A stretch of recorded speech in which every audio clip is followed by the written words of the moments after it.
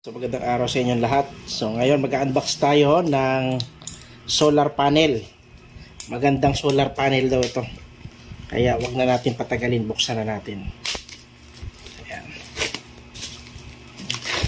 Naka-bubble wrap siya. Hopefully walang damage ito. Kasi ang kabilin-bili na natin. Wellmax since 1987. So kasing edad pala natin ito. Itong brand na to. Nasa ko na to. Nasa 38 years na to. Wellmax. Wellmax baka naman. Bumili po tayo nito kahit medyo mahal. Kasi maganda yung reviews niya. Napakaganda ng reviews niya. So dito pa lang mayroon ng battery at remote. Ayan. Tapos naka-styro pa siya, oh. Styro. Ayan, ito kaya ano ito? Ito ata yung kanyang solar panel. Ayan. So ito yung solar panel niya. Ayan. Tingnan natin kung tama yung nasa description. Kasi ang pinili natin ay yung pinakamahal. 300 watts. 300 watts. So ang nasa solar kanya nakalagay dito ay 18 watts. 18 watts yung kanyang solar panel. Ayan. 18 watts. Tapos ito yung kanyang, ito naman yung kanyang ilaw. Ang kanyang ilaw.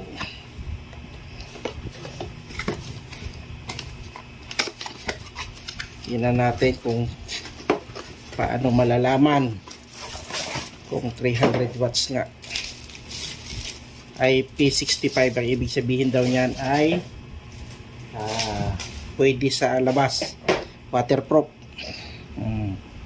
Ayan, 300 watts. 300 watts yung kanyang solar, ay yung kanyang bulb.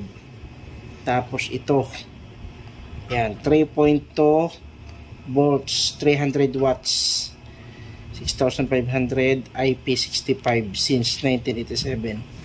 So kakaiba talaga siya kumpara doon sa nabibili natin na solar panel. Ayan. Nasa kwan po siya, oh.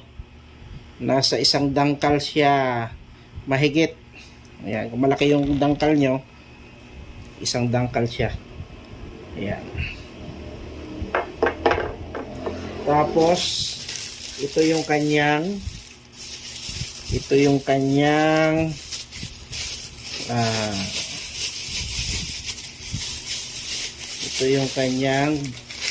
remote. Yung remote po niya ay kakaiba din kumpara doon sa mga dati kong binili na solar panel. Dati kong binili na solar lights pala. Ayan, oh. Parang remote siya, oh. Parang sa TV. Parang pointer pala. May mga bolt po siya kasama.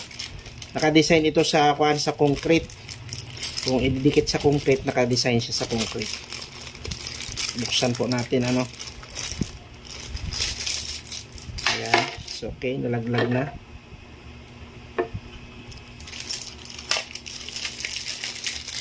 Bukas masusubukan natin to kung siya po ay magcha-charge ng maayos at magagamit po natin. Kasi base sa ating reviews nito, hindi ito dumidilim. Hindi ito nagdidim o nababawasan yung liwanag niya. Ibig sabihin, hanggang umaga, kung gaano siya nag-start, kung gaano siya kaliwanag nag-start, ganon din siya mamamatay pagka sumikat na yung araw. Ayan. So, kung po siya, automatic siya. Ayan. Kaya tayo bumili nito dahil dadalhin natin to sa camping. Para kung tayo ay mayroong camping, ay pwede po tayong mag-camping.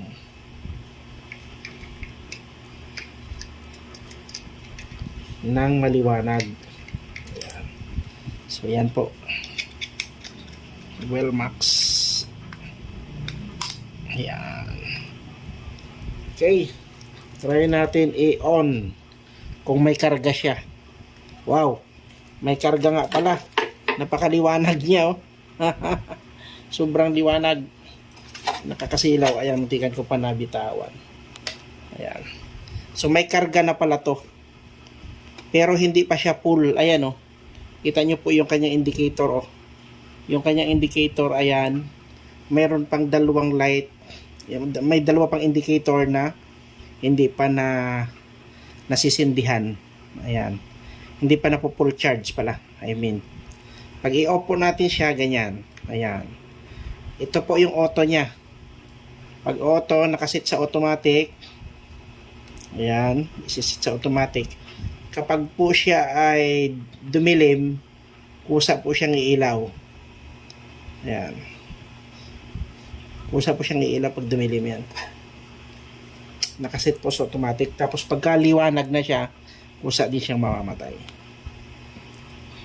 Kung isiset mo naman sa 3 hours, 3 hours siya mamamatay. After 3 hours or 5 hours, 5 hours siyang mamamatay. Nandito din adjacent kung gaano kaliwanag, oh. Kung gusto mong maliwanag o mas maliwanag pa, try natin yan. Yan. Yan. Try natin ito.